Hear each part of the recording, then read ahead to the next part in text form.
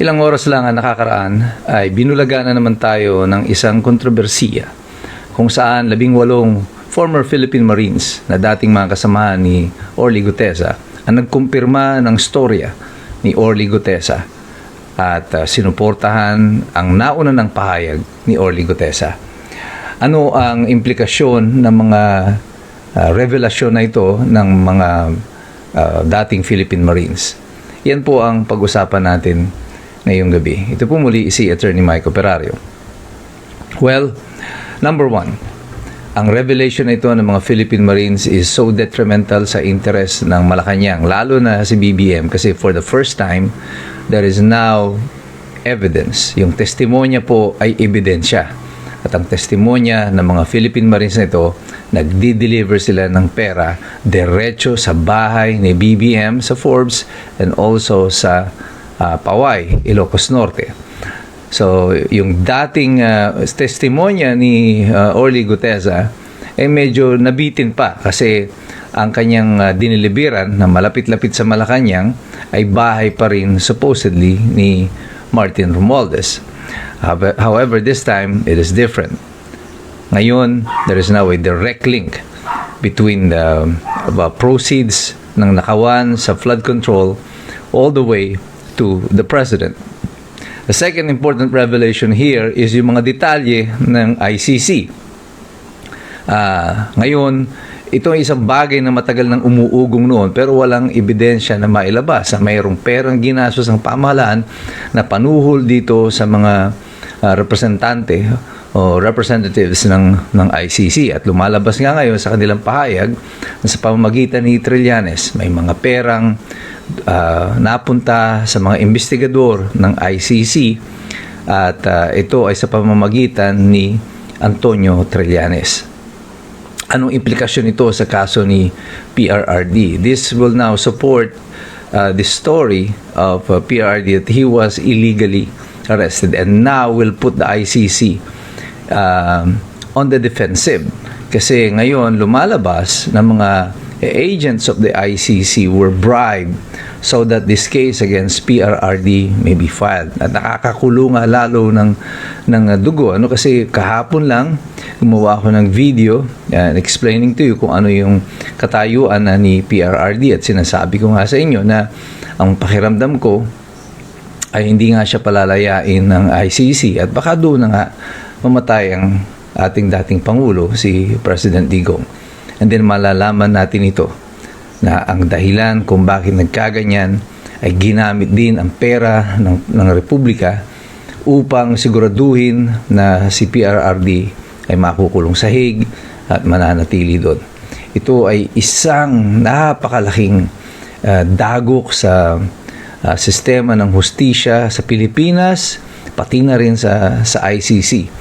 Kasi itong pera ng flood control ay ginamit na rin para sikilin at potentially ay maging dahilan ng pagkamatay ng ating dating Pangulo doon sa Hague. Kaya maintindihan mo ang lalong masidhing galit ng mga mamamayan dito sa mga bagong revelasyon na ito. Ang ikatlo na magandang pagtuunan ng pansin dito ay yung mga detalye ng distribution ng pera sa mga miyembro ng Kongreso, lalo na ng Quadcom, na kung saan kada hearing pala ng Quadcom ay mayroong pamimigay ng perang ginagawa ang Malacanang para dun sa mga investigasyon na ito. Sinasabi na nga natin, talagang kitang-kita mo naman na ang investigasyon na ito sa Quadcom ay talagang nakadesenyo upang gipitin lamang si VP Sara at ang lahat ng kanyang mga kaalyado. At parang gigil na gigil sila. At kaya pala, kung totoo itong revelasyon ng mga Philippine Marines ito, naintindihan na natin kung bakit ganito na lang ang gigil nitong mga miyembro ng Quadcom na ito. At meron palang insentibo para sila ay maging ganito. At babuyin na nila yung sistema ng investigasyon dahil may pakinabang nga.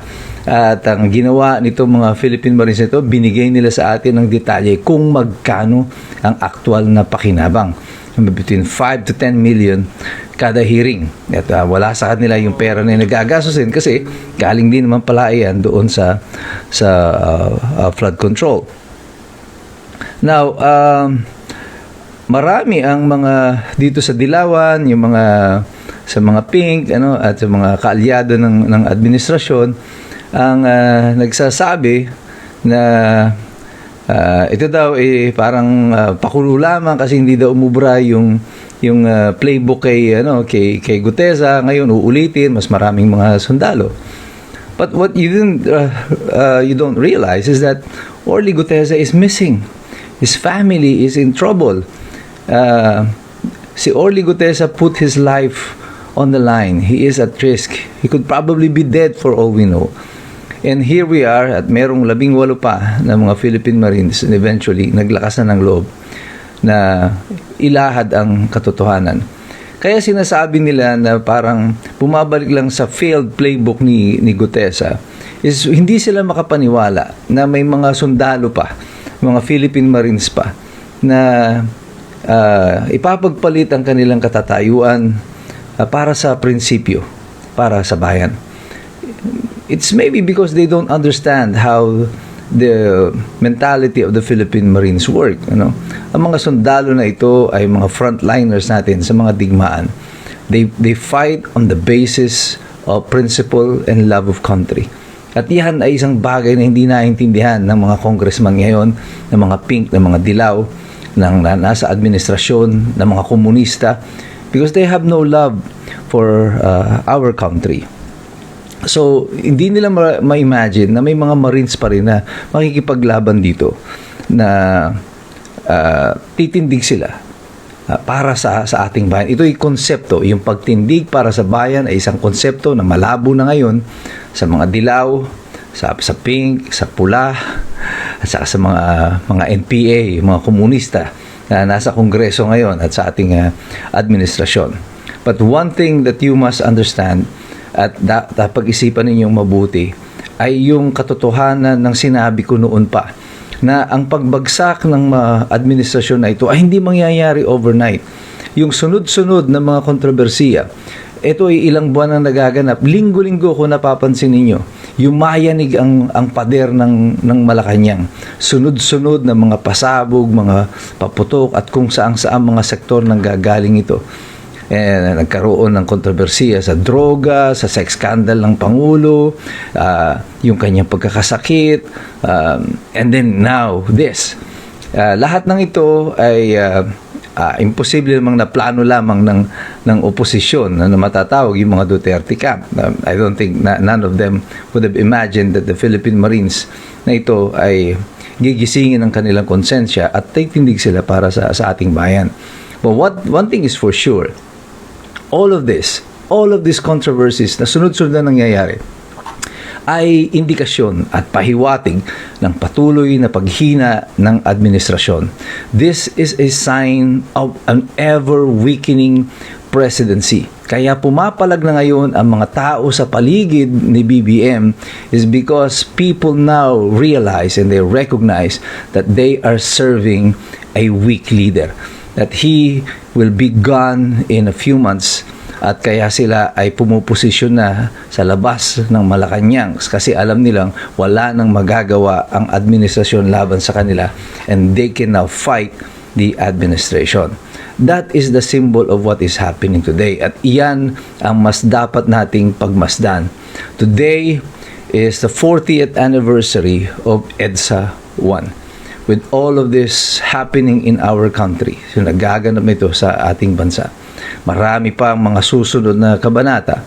But one thing is for sure, the foundation of power in Malacanang has been shaken. Kaya tayong lahat patuloy tayong magmamasid, makikilahok, pag-aaral. Sapagkat alam natin, mahirap makialam ang taong walang alam. So God bless you. God bless us all. Mabuhay ang Republika ng Pilipinas. So ayun mga kababayan, ano pong masasabi nyo dito sa pahayag po ni Attorney Mike Operario. So patungkol nga ito sa mga isiniwalat ng mga Marines nung nakaraang araw. Sa siniwalat nila, dadala daw sila di umano ng mga malimaletang basura o ang maleta na ito ay naglalaman ng mga pera at idinideliver sa mga opisyal, no, or mambabatas. Ito yung sinabi ng mga Marines, no, na lumantad. Ito yung mga Marines na kabaro ni Gutesa at meron silang mga ebidensya na isiniwalat at sinabi din nila di umano ay nagdadala sila ng maleta kay BBM daw sa Ilocos Norte at doon daw sa Malacanang.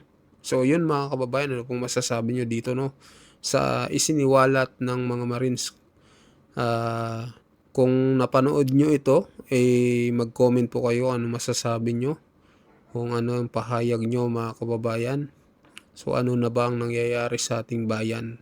Bakit nagkakaganito na po? Grabe. Antindi na po. Talagang sobra na ang ginagawa. Kung ganito, kung totoo man talaga ito mga kababayan, kayo na lang po ang humusga. So ayun po, sa mga bagong pasok dyan, pa-subscribe po ng ating channel mga kababayan. Maraming salamat po sa inyong lahat.